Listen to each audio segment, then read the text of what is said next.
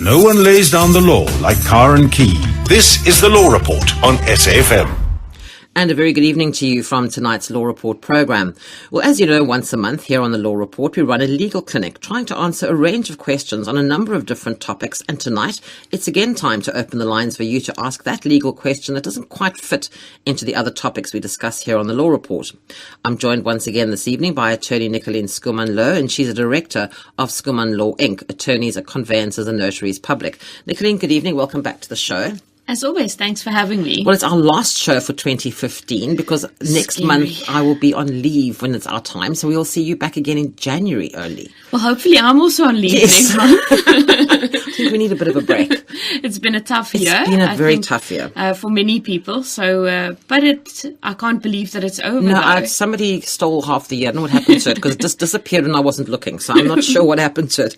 We've got a few emails to get through, but if you want to call through now already, you can. Please do. Don't leave it to the last minute because then we can't talk to you. So if you want to call through and you've got a question, the number is 0892 10 2010, 0892 10 2010. Just leave your name and number with my producer and we'll call you back shortly because we've got a few emails, but not that many. Right, Nicoline, the first one is quite a long, involved email, and you kind of summarized it before we went on air. So do you want to just give the listeners a summary of exactly what was going on here? Well, in a nutshell, what it seems to be, or the core issues for me seems to be the issue that the listener owned a portion or a full shareholding within a community-based newspaper. They were subsequently approached by one of the big media houses and together started a separate entity and became directors within this new entity. Then unfortunately, the listener, from what I can gather, was in an unfortunate car accident and was subsequently hospitalized.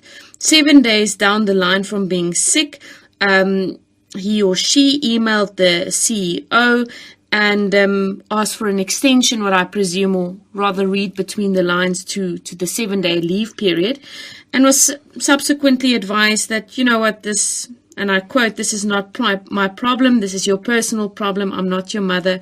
I don't care. What I want from you is sales." So subsequently, obviously, this listener wasn't at work, wasn't paid his or her salary. But they closed the office and removed all the office equipment and sent it off to Joburg. Yes, and seemingly they've been in contact with one another, but no response has been forthcoming as to whether or not they are still employed, whether or not they still have a business, and this seems very harsh. Now, of course, from a labor law perspective, a director, particularly what we call an executive director, in other words, a director that is there on a day-to-day basis, is also an employee. So you're entitled to all the benefits a normal employee is. Your annual leave, your sick leave, all these type of things, and it would seem that in addition to this, they were also shareholders, which means co-owners of this new company, and you can't just, for lack of a better phrase, fire a co-owner.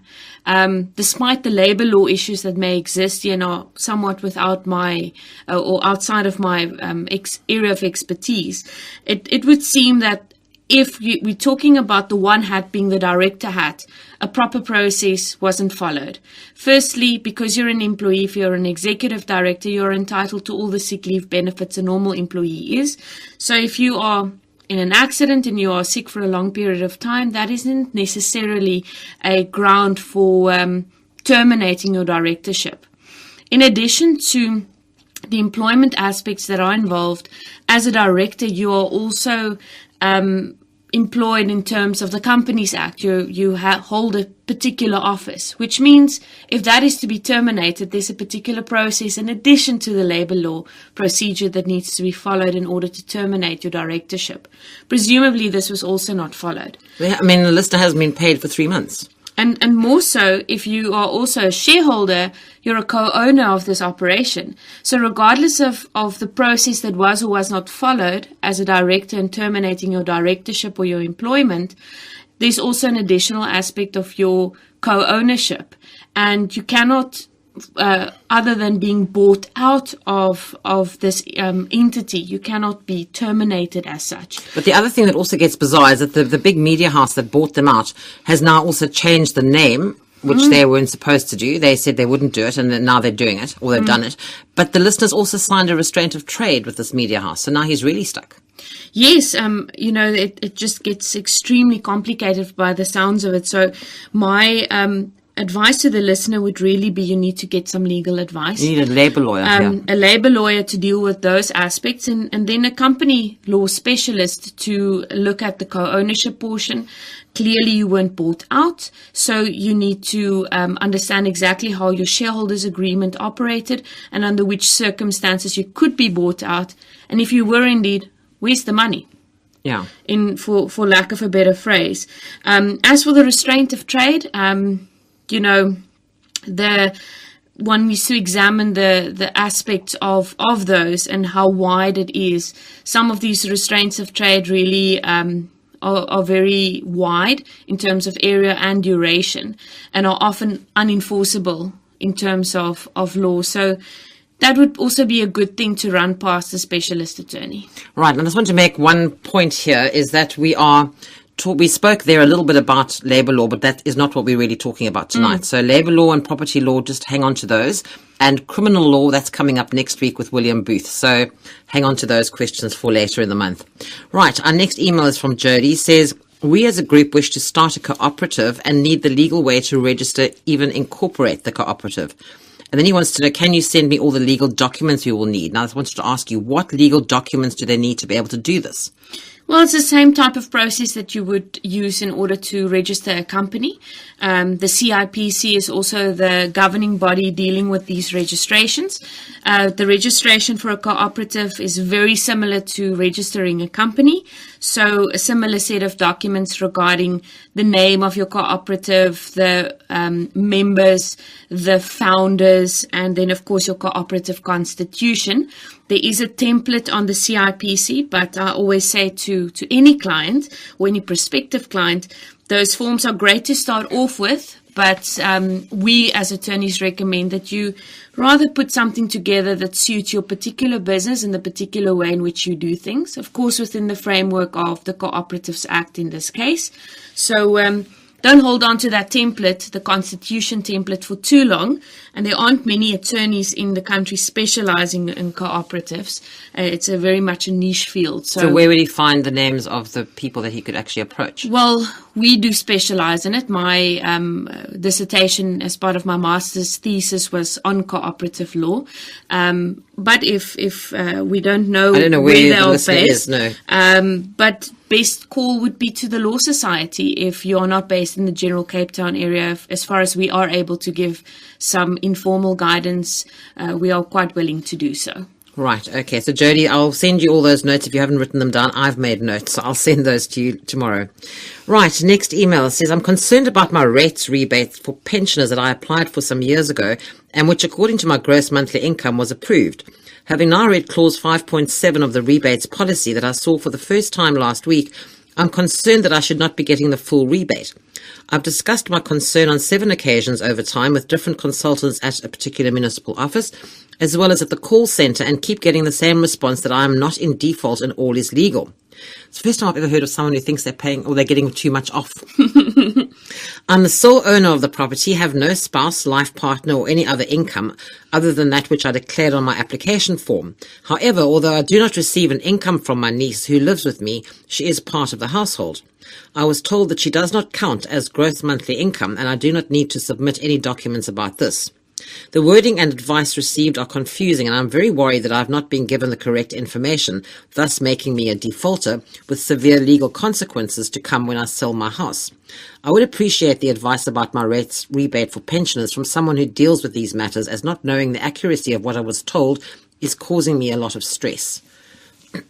Well, I think firstly we need to commend this listener that they are actually concerned about potential repercussions and are being a good citizen really about it. So I personally, must be quite honest about it, I have never dealt with these rates rebates. But I've done some research on the municipal website, and I've downloaded a couple of documents, and I must say, other than it listing sort of a list of requirements of what you need to make application for this, I couldn't find that policy document, though, online that the listener was referring to in order to check this clause 5.7. Yeah. I found all sorts of other documents ranging from the forms you'd actually complete right through to if you become aware of any changed circumstances, declaring that in the forms you need to complete. So I'm really sorry to disappoint the listener, but from what I could see with the requirements, the facts that he's communicated to us on email I don't see anything of concern based on I think this is the 2013 set of requirements it's the 2012-2013 set of requirements that is published on the website. So I couldn't find anything that raises a particular concern from my side. So maybe it's best to seek legal advice, take an hour, take the policy document that concerns you, and then have someone actually research the necessary regulations for you. But from this, I really don't see anything to be too concerned about. If counsel has confirmed repeatedly that there's nothing to be concerned about, Well, 7 times with different consultants and as well as the call centre, and they're all telling him that he's not in default and everything's legal. But he's concerned there's going to be a problem when he tries to sell his house because he's been getting what he considers possibly the incorrect rebate. Well, if that does happen, then of course that could be dealt with. Also, all is not lost in the in an odd occasion that it would happen. As I say, from the publicly available documents, I couldn't find anything that is of major concern. So, oh, John, let's hope that's yes. I would rather, say if clearly this is causing some concern and stress, so rather spend an hour, go and see an attorney, pay for the hour of time, take your policy document that you are concerned about with them, and maybe if they are to do a legal opinion for you, pay them for an additional hour or two, but get it in writing, and then at least if something does go wrong, you can prove that you've gone above and beyond. Besides your 7 phone calls, you've gotten a legal opinion and on this basis you were never concerned about any default. I wonder if you couldn't possibly go to the municipal office and ask them for some sort of a document that actually tells you that your rates are absolutely fine, you're not in default, that everything is there must be some sort of a document they could give you, surely. One could. The problem is, as with most utilities also, the regulations are very one-sided when it comes to meter reading issues or errors in that regard. So often when an error does get picked up, regardless of who reports it, in fact, I've dealt with quite a few matters where the client was a good citizen and out of the goodness of their heart reported, listen, I think you are undercharging us. And we fought for a discount on the basis of, guys, let's meet each other halfway. We being the good citizen here, if we didn't tell you, this would have rang up past any control, really. So often you have very much one-sided regulations when it comes to errors. And so there is some basis for the listener's concern. The best you can do is obviously to get some legal advice. And if you could get something from counsel in writing, that would just further substantiate the case. At least you've got something to prove that you actually tried. Right, next one is, I lent money to someone amounting to 10,000 Rand at applicable interest rates of the country. We signed an agreement form with 2 witnesses that he will repay at agreed installments. Capital plus interest for 2 years. He only paid for 1 year. Repayment documents and initial agreement letter together with transfer of money from my bank account to his are available. What options do I have to recover my money as the interest is accumulating? Well, unfortunately, there are no shortcuts with these type of matters. If you have an agreement and it gets breached because it doesn't get repaid in this instance, then your only recourse is really to if presumably if the amount plus the interest is below the small claims court threshold, you can approach the small claims court and through... That's 15,000. Yes, and through their structures, you can issue a summons. If it does exceed it, which it shouldn't, but if it does, then you can always proceed through one of the magistrates' courts. But you'll have to, in that case, hire an attorney to represent you. It's always advisable to do so. With the small claims court, there are so many helpful people at court who try to help and guide people who follow the process. So if you can limit your claim to below the threshold, then proceed through the small claims court. Otherwise, you are left with having to hire an attorney and go through the magistrates' court. Okay, so if they owe you less than 15,000, then, or 15,000 or less, excuse me, you should be able to be okay at the small claims court. Yes. Okay. Right. Well, we've just got a couple more emails to get through. So if you've got a question, I suggest you call in now, 0892 10 2010, 0892 10 2010. Right, next email says, I'm an investor that was duped by a financial planner from a particular bank to invest millions in a property syndication that's failed or is failing. And he mentions the name of the whole thing, which we can't obviously do. I strongly believe that he was not honest about this. He was only after commission. He never told us that he has resigned at the bank and when we signed. The bank doesn't take liability, and the Financial Services Board can only take the amount of 800,000, and he's living on handouts at the moment. I can't afford lawyers. What can I do? Wow. This is always a very unfortunate situation, and financial planners who do not conduct proper risk assessments on their clients to identify what type of investment would be the best for them often advise clients to invest in products that are not suitable for their particular risk profile or the outcome that the investor seeks at the end of the day. Most investors, particularly if you think through investing through a bank, you would imagine that your capital is at least guaranteed, that if you take a risk, that it's on the interest portion. Unfortunately, these property syndications are unsecured in the best of circumstances, which means your capital is not guaranteed, and they often have very volatile or unstable interest rates or returns, if any. So particularly with the 2008 downturn of the markets, the unstable markets we've seen over the last couple of years, this is unfortunately not adding to recourse. This is actually just making the problem snowball. So this would really be a case to report to the Financial Services Ombudsman. Well, he seems to have done that. But they can only FSB, that's the Financial Services Board. Yes. And that's essentially the institution that governs the regulations regarding the banks and the financial advice that they give. But the Financial Services Ombudsman, as far as my knowledge goes, does not have a particular threshold in terms of the amount of award that they could make. That's always a good starting point. And if that fails, your only recourse would be to obtain pro bono legal advice to actually take these guys to court, maybe even possibly to consider a liquidation application if this company is as performing as badly as that. Because he also says that the financial planner had resigned from the bank when he told them this. So the bank is now taking no responsibility at all. Now, of course, they can still pursue this person in their personal capacity. But in all likelihood, someone who works for an institution like that and leaves the employ isn't part of a big financial planning house, for example, where they would have professional indemnity insurance if they were to give bad legal advice. So in law, we say you may possibly be able to, you won't be able to pursue the guy in his personal capacity because he's a man of straw. In other words, he's done this to so many people and everyone wants their piece. Absolutely.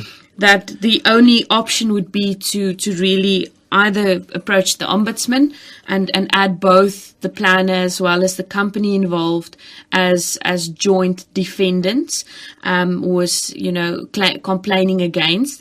And if that fails, the only recourse would be to actually take them to court. Right. Well, not that much good news, but maybe go to the ombudsman. Maybe they can Or at do least something. direct you. Direct Yes. you, yeah. Right, next one says, I want to know, how do you protect your brand before you trademark the name at CIPC? Well, trademarking as well as patenting and copywriting are some of the key ways in which one can protect your intellectual property, your brand, your logo, your slogan, those kind of things, and particularly when you register a trademark. Now, often there's call it a lag between making the application and for it to go through all the channels within CIPC before you have a registered right. So the minute you file your application, to some degree you have some protection, but in that interim period where you've designed, let's say, for example, a logo or a slogan, and actually making your application, that's really the point of concern. Now, if you are going to negotiate for stakeholders to join your business or for persons to cooperate with you, obviously you'll sign what we call a non-disclosure agreement or an NDA, which will to a certain extent protect all your intellectual property, your confidential information. But of course, if someone breaches that agreement, your only recourse falls back within our courts to enforce your non-disclosure agreement. Yes, it's a wonderful document in order to protect or deter people from actually thinking they can just do it, but it's a little bit of a paper tiger in reality. So my advice to clients is always, yes, have your NDA. Absolutely don't negotiate without one, whether it is with suppliers, investors, people who are going to cooperate with you on an employee or a consultant level, whatever the case may be. Have your agreement, sign it, at least put the deterrent in place if it's for no other reason. Whether or not you'll need to approach court to enforce it, hopefully that isn't necessary. Other than that, keep your design out of the public eye as long as you possibly can until your trademark has been registered. Right, so there are a few things you can do, but it still could be a little dicey. I think be vigilant and be strategic with the type of information you share. If you are negotiating, give enough information to describe what you want to do and what you want to achieve and to get the cooperation you're seeking, but don't give the bells and whistles and the formulas and everything at the first negotiation. Just be a little... Be strategic about it, in addition to the NDA and all these other precautionary measures. Right, last email, if you want to call through, 0892 10 2010, 0892 10 2010. Right, this says, my question is, can a supermarket sue you for unpaid bills if you have no income? I ran up some bills to the amount of 5,000 Rand when I was employed on contract. When my contract ended 2 years ago, I was unable to find work, and most places tell me that I don't comply with their equity requirements. Yeah. Firstly, in law we have a principle that contracts will be adhered to. In other words, contracts will be followed, which means if you've signed a contract, generally speaking, it would stand. Now, of course, if you haven't paid, whether it's under a lease agreement or under this type of contract, the fact is we will have to look at the terms of the contract and under which terms you can and cannot be pursued for the breach of the contract, in other words, for not paying. I've never known of a supermarket to have an account. No, sure. I assume there was some business arrangement. It's quite unusual. I think that's also a comment I made off air. But nonetheless, let's assume it was a business transaction, that the supermarket was some form of supplier and that some agreement was signed. The fact of the matter is, just like if you would rent a property for residential purposes, the landlord doesn't really have too much sympathy if you get retrenched or if you become unemployed, and if you become unemployed for an extended period of time. The fact is you either are still using the benefit of the contract, being the property if you're renting, or if you've already purchased the goods and on-sold them, or whatever you've done with these goods that have rang up this account, it's done. You can't return them in order to clean the slate, so to speak. So unfortunately, in my opinion, based on the limited information we have, I can't see how they wouldn't be able to pursue the listener for the unpaid amount. The execution of the the judgment, if they were to sue him, would obviously be the question to ask. If you're unemployed and you do not have any funds to repay whichever judgment gets taken against you, then you'll go to court on a Section 65, which is a financial inquiry. They'll see what your income and expenses are, and an order will be made for an appropriate amount that you can repay every month. And if there is nothing, well, then there's nothing. Then the creditor will have to wait. The judgment creditor will have to wait and try again in a couple of months or in a year or so. But effectively, it's better to rather just pay the amount back, avoid all the legal costs and interest, and make a plan. Maybe ask for some assistance through family members or friends, and get it done, and rather repay someone who wouldn't be charging you exorbitant interest and administrative fees. And wouldn't be suing you. Right, time to go to the calls now. Lungile in the Eastern Cape. Good evening to you. Hello, Karen. How are you? Very well, and you? I'm okay. In 2013, I was registered at a particular university, and what happened is that about a month into my schooling, I decided to deregister from the university. Now, I keep getting calls from the university as well as letters saying that I should pay them amount like 250,000 rand. So I don't know how they got to that amount, and I don't think I owe them anything. So I was just wondering as to how I can sort that matter out. Well, have they issued a summons against you already, or is it just a letter and some phone calls?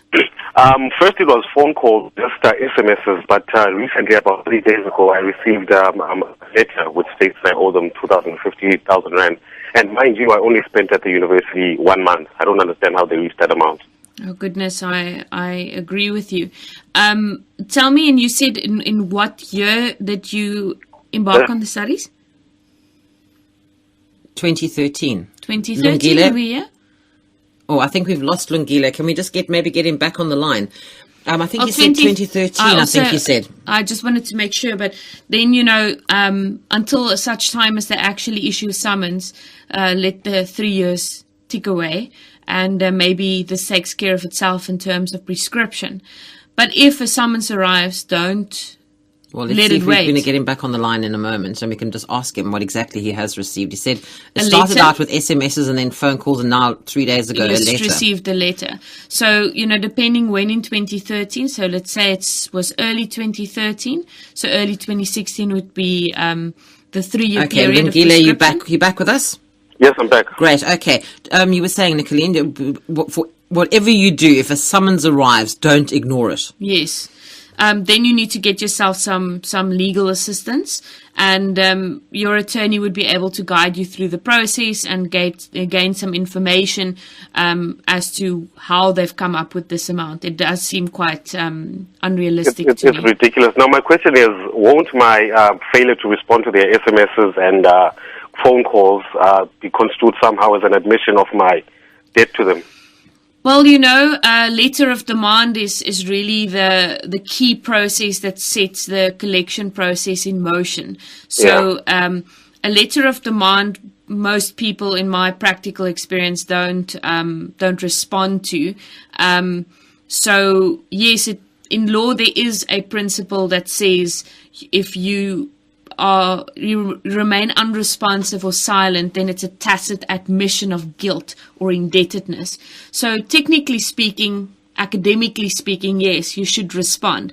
You could choose to respond right now, get yourself an attorney and respond formally, and maybe that deals with the matter. Otherwise, we were just checking that you conduct your studies or approach them first and enroll in 2013. Did we hear you correctly? I enrolled at the university and I was registered at 2013, but a month into my studies, I decided to leave the university, okay. So I was not happy with it. So early 2016 would be the 3-year period, which means their claim would have prescribed. Now, prescription runs for a period of 3 years, and it can only be interrupted with a summons being issued against you. Not with letters, SMSs, phone calls, nothing like that. So you have one of two choices in front of you, really. Be proactive and deal with it now already, and run the risk that it may actually turn into something more in a long legal battle, or wait for them to bring an actual summons, and at that point seek some legal advice. But technically speaking, you are right, you should respond, but the risk of responding at this stage is that then they may actually be less negotiable, and they may actually then pursue the matter. Maybe they do, maybe they don't. But prescription is very close, so early 2016. Okay, so advisably, I must just wait for the matter until the prescription period arrives. Yes, or if they before then give you a summons, then don't ignore it. The minute you get a summons, make sure. And do a credit check also, just to be safe towards the end of the year, and check if they haven't maybe listed you as a defaulter already against your credit record. You can how do I check that? You can call any of the major credit bureaus, and you're entitled to a free credit report once a year. If you do it through an attorney or something, they're going to charge you for it, but the credit bureaus give it to any citizen for free once a year.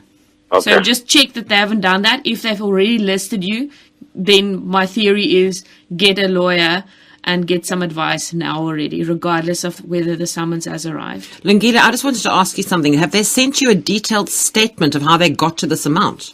No. The funny thing is that I didn't even write, not even one test or examination at the university. So there's nothing actually in their statement that states that I owe them this much for this module or for that. It's just a statement that states that I owe them 250,000. So that's just the one amount and that's it. They don't say why they're charging you that. There's no calculations as to how they got to that amount. No, that's they can't do that. Bizarre. That's bizarre. It doesn't make sense to me as well. And whenever I tell someone about this, they say it doesn't make sense as well. They even think I'm lying to that point. I mean, if you studied your full term, then I could understand how that type of amount would have accumulated. Like 3 to a month, 3 weeks to a month. Usually you're only liable, and I speak generally now, not based on any regulation that I'm aware of. Usually if you are responsible for the tuition and for at least the first semester's fees for the registered subjects you've taken. And if you cancel early, then there's usually some form of a rebate. It can't be that amount. That's very bizarre. So check your credit record. If there's anything on there, seek advice immediately, and even get your attorney then to ask them for a statement. So you can see how maybe they've just made a calculation error. Okay. Hopefully. Oh, good luck, Lungile. Oh, thanks a lot. Okay, thanks for calling. Good night. Bye-bye. Right, off to the Free State now, one of those other favorite topics people like to talk about. Toko, good evening. Hi, how are you? Fine, and you? I'm fine. You know what? I just want to find out what could be my recourse here. I have for a long-term cell phone contract, and recently, or in January, I realized that there was a huge amount that was charged on the data usage. Called them and said they need to correct it and cancel the data, the modem. The amount went down for about 3-4 months. The next thing, it went up again. I called them and then I went in. I actually stayed far from the working centers. And then I went in, I cancelled it. I wrote them letters, I called them. Instead, all the time they just tell me that I have to pay the amount due. Even when I said to them, look, there is a problem. I'm not supposed to be charged that much. I don't use that modem. What is happening? What is my recourse? I have sent them letters, I've sent them emails. They are actually almost ignoring me. Have you tried asking them for a printout of the usage? They have sent the printout of the usage, but I am certain and I know that I have not used that data. Is it a detailed printout so you can actually see the times and that sort of thing? They have sent that, but I have not used it. That's my point. I have not used it, and I phoned them to say that they must cancel it because I do not have it in my possession, and I do not want any charges on that. Basically, because I was far, and my knowledge is the fact that with the cell phone companies, you can call them and do the cancellations and do all that. But this didn't happen with me. Toko, you said it's not in your possession. Whose possession is it in? That's the thing. I could not find it. It might have been lost. I don't know what happened to it. And that's what I expressed to them as well. Well, maybe somebody took it and they're using it. So I think you need to cancel that SIM card immediately, you would have stolen SIM card. I have eventually done that. After calling them, talking to them, I had to drive about 130 kilos to do that, to cancel it. Okay, well, I think your only recourse would then be to report this to the Consumer Commission if you've exhausted all the internal complaints processes. Then your only recourse would be to institute a complaint against the cell phone company with the Consumer Commission. Okay, and can I just go online and look for the Consumer Commission and send them an email? Because like I say, I'm far from... Yes, all their forms are online. Yes, all their forms are online and they've got offices around the country. So very useful, and I believe their staff is ready on the phone also to help people to complete the forms if they struggle. So that would be your next recourse, and at least it's free. Okay, and you said it's the Consumer Council? Commission. Oh, Consumer Commission. That's there right. we go.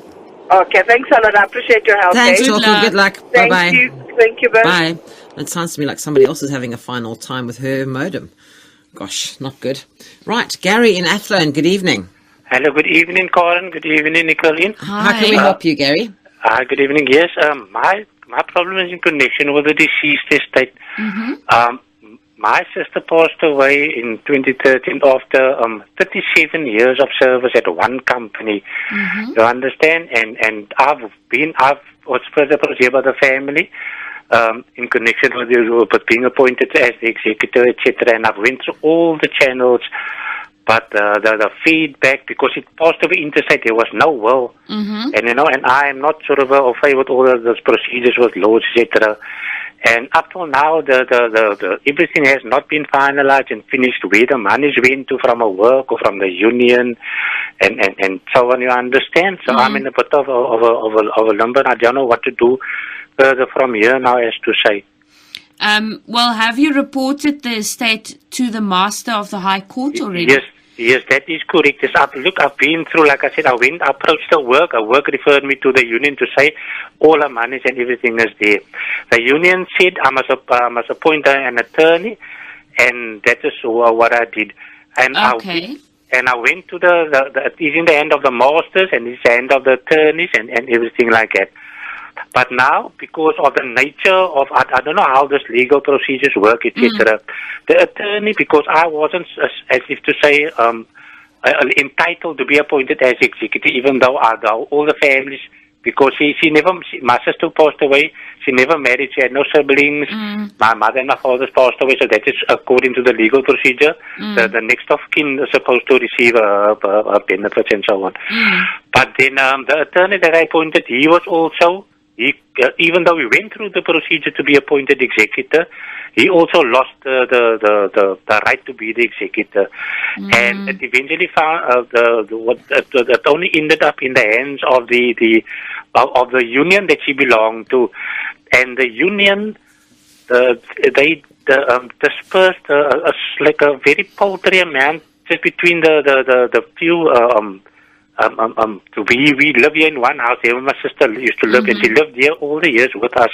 So it was divided among us and some friend of the family that was also paid at an amount. You understand?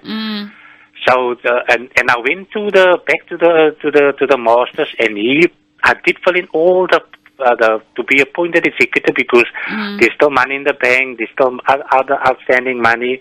When I go there to work, they say now they gave it some money to the attorney. When I go to the attorney, he says he hasn't, and it's I don't know what to do. I even went as far as going to the advice office.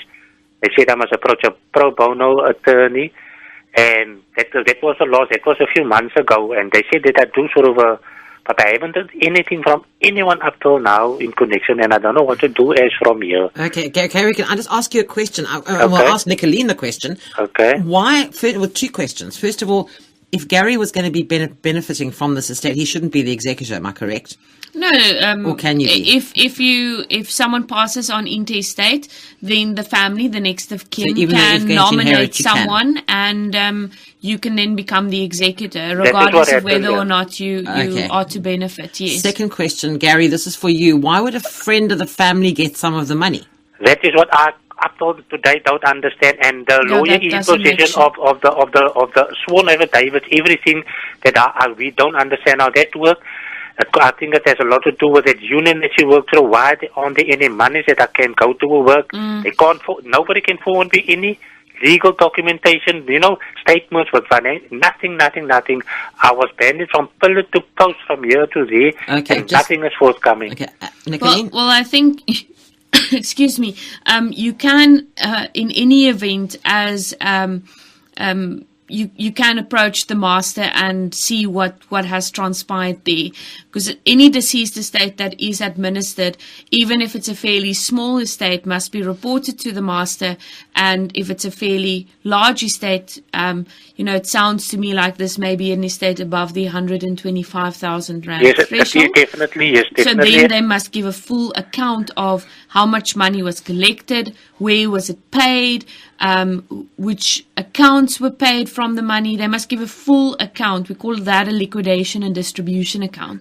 They must fully account to every cent that they collected, every single cent that was paid out, whether it's because someone was owed money or whether it was a transfer made to the beneficiaries. Okay, can I ask a question, please? Yes.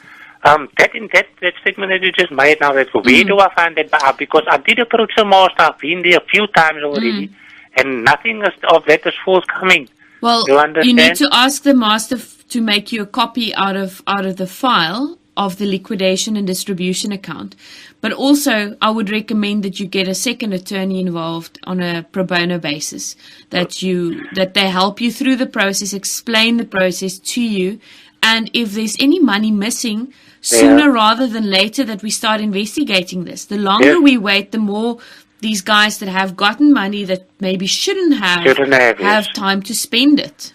I understand. Now, that is why and if the union isn't paying, if it goes on long enough, then, there's also could be potential issues to claim the money from there. So make haste. Don't wait too long. Pursue the appointment of that pro bono attorney urgently. Yes, okay, I think I'll do that. Just thanks very, very much for your time and everything. Good luck, Gary. Good luck, Gary. Yes. Okay, thanks very much. Thanks so much for the call. Bye now. That doesn't sound too good, does it? No. That's horrible. Right. Pamela in Hermanus. Good evening. Hello, good evening to you. How can we help you, Pamela? Nicoline, I wonder if you can help me. I employed a local handyman to do a job on my small flat. Mm-hmm. I stupidly paid him full ahead of thing, and I now can't contact him. He's the cell phone when I ring just goes immediately. There's no dial, there's no ringing tone. It just immediately goes on to he's not available. Try later. The only contact I have is his bank account where I paid the deposit. The money into, and he hasn't finished. I mean, he hasn't done half the work that was involved. Is there any way that I can get hold of him? Well, you could appoint a tracing agent. We, as attorneys and some debt collectors, often make use of their services, and they have databases that they can access lawfully in order to trace someone. Uh-huh. So even if you have the cell phone, remember there's something like RICA, so they have to actually give their residential address and alternative contact numbers and so forth. So these tracing agents have databases that they can access. How do I contact a tracing agent? You can either go through an attorney, or you can just go onto the internet and look for a tracing agent in your area. Okay. If I can give you any advice, appoint someone on a no fee basis. In other words, you only pay them if they give you a valid address. Yes, I understand. Yes. Thank you very much indeed. All the best. Good luck, Pamela. I hope you get hold of him. Bye. Yes, bye-bye. Gosh, that's one thing. Don't ever pay anybody up front. It seems like it. I thought it was just me being neurotic. Apparently not. Right. Sheila in Cape Town, good evening. Good evening, Karen. Hello. And Nicoline. How can we help you, Sheila? Thank you. Can you tell me something about sectional title law? Sure. What do you want to know? Well, the fines for breaking the conduct rules, are they lawful? Well, if the conduct rules have been lawfully adopted and are filed in the deeds office, then technically speaking, yes. Yes. But of course, they can be challenged because I've seen many of these sets of conduct rules, and they often say if you transgress in doing A, B, or C, then you get a fine of X, Y, and Z. But there's no process of investigation to make sure that there isn't any malicious fining going on, if you know what I mean. So if you want to challenge the process, it's really it is possible. Mm-hmm. At the moment, your only recourse, sorry for interrupting you, Sheila, is to go through the arbitration process, which could be quite costly.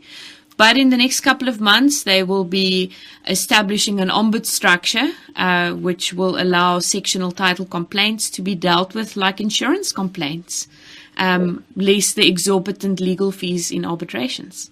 So if it's something that could be parked a little bit, then that is an option. Otherwise, I suppose you'll have to get some legal advice and consider your options. What is your situation? Are you able to wait for a bit, Sheila?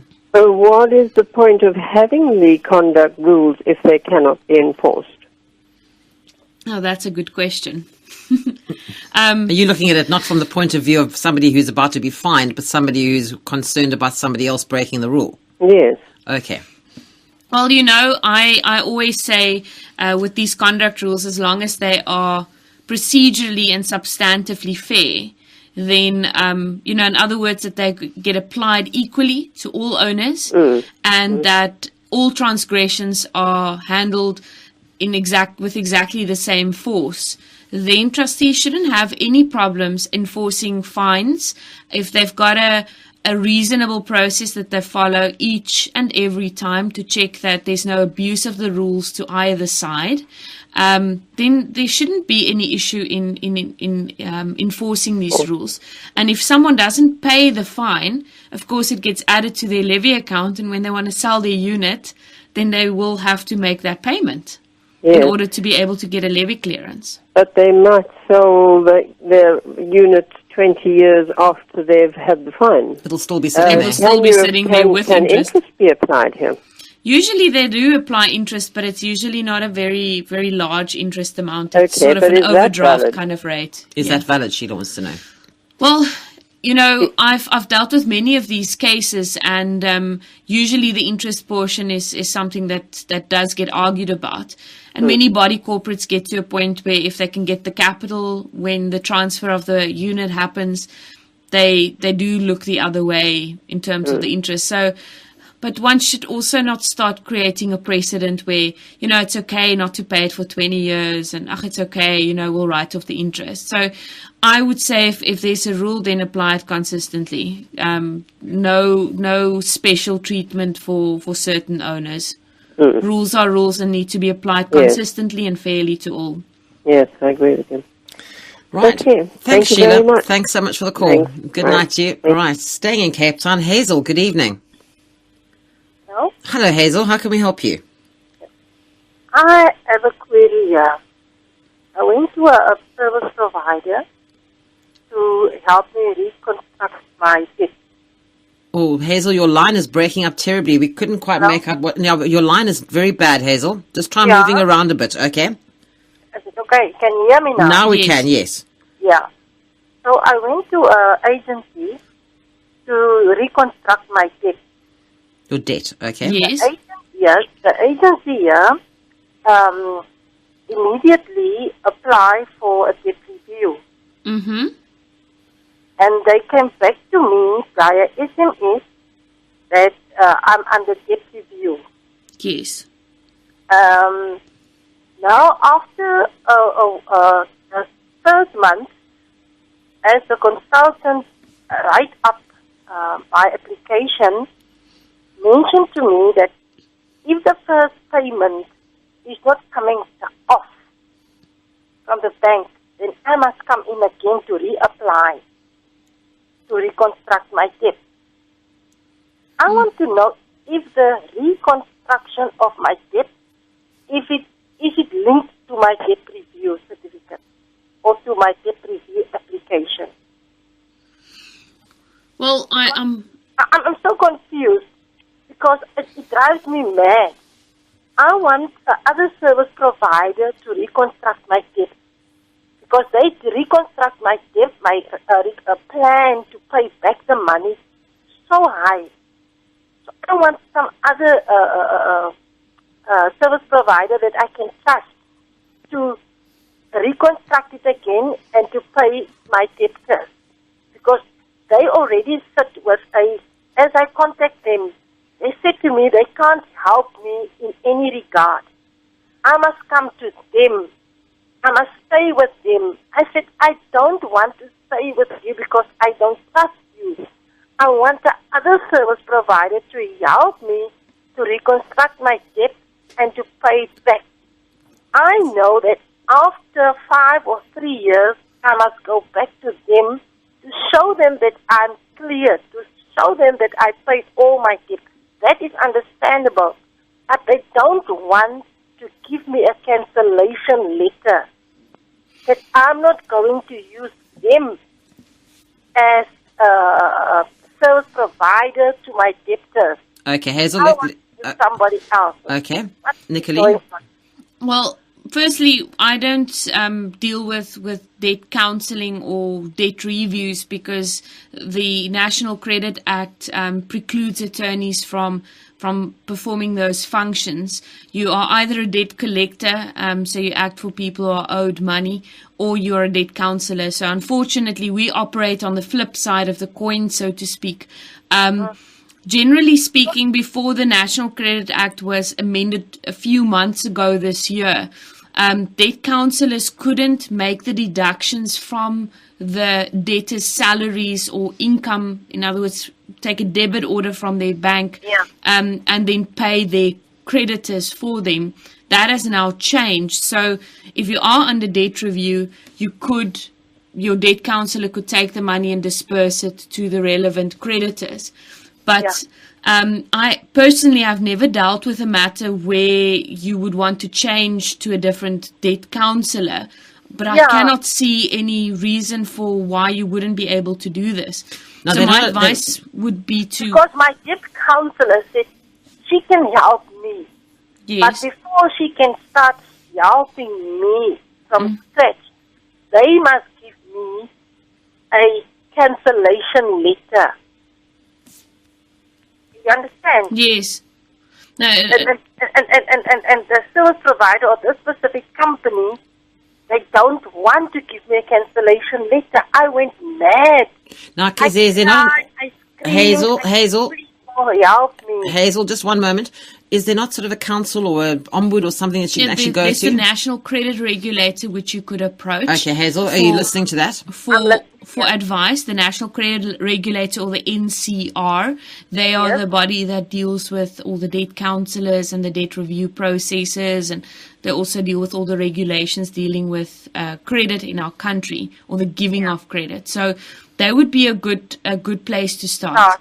And also maybe an attorney who specializes in debt reviews, and maybe on a pro bono basis even. If you can just get some advice how the process actually works. Unfortunately, I can't give you better guidance than the general at this point, because we don't operate in that field, unfortunately. So try and get hold of the National Credit Regulator, Hazel, because they'll know everything, basically, and they'll be able to tell you whether this is right, that you need to get a cancellation letter, or whether you can move from one to the other.